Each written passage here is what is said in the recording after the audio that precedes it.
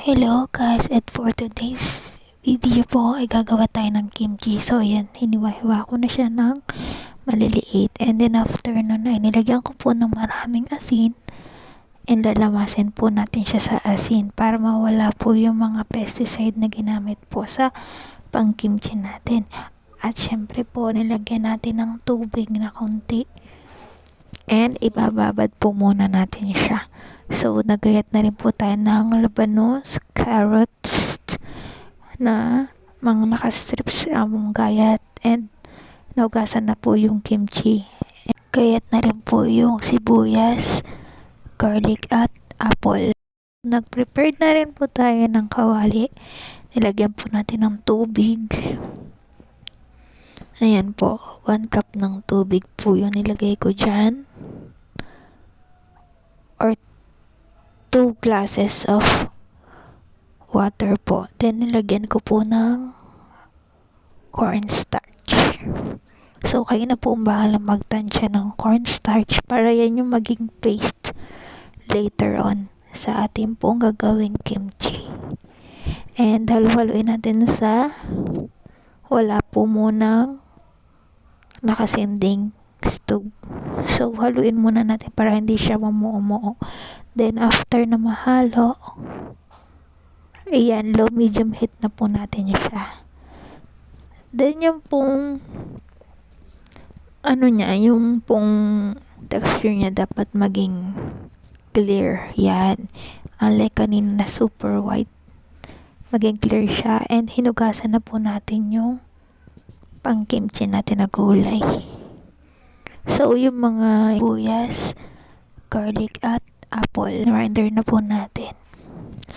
And kinumbine na po natin yung paste na ginawa natin, yung cornstarch and Bugojar flakes.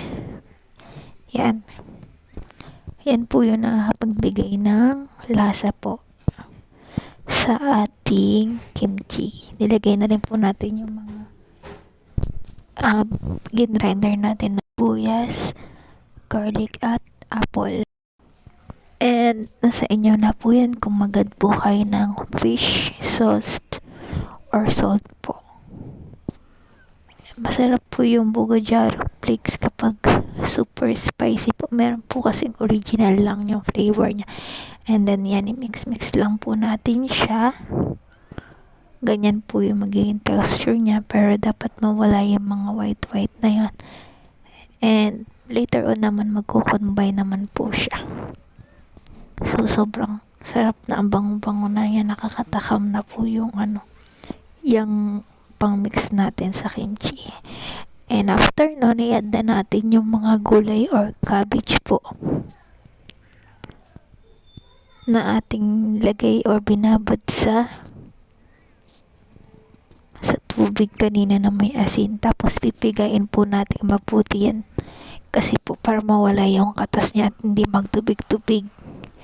Yun po yung sikreto po nun. Ayan. Bali, nilagay na po namin lahat yung mga ginayat kanina. Bali, isang buong cabbage po yan. So, para naman makuha natin ng gusto is nag-gloves na po tayo and mahalo natin ng gusto. Ganyan po ang ginawa namin. And, nilagyan ko po ng labanos. Nasa inyo po kung dadamihan nyo, kung ayaw sobrang anghang. Pero, ayan, katamtama yung nilagay ko. And then, yung carrots natin na ginayat kanina. Ayan po. And, sobrang sarap naman. Kasi minsan pinapapako pa yung carrots habang naglalagay ako dyan. Then, mix well natin para naman makumbine yung pinaka-sauce niya, yung paste niya. So, fast forward na po natin.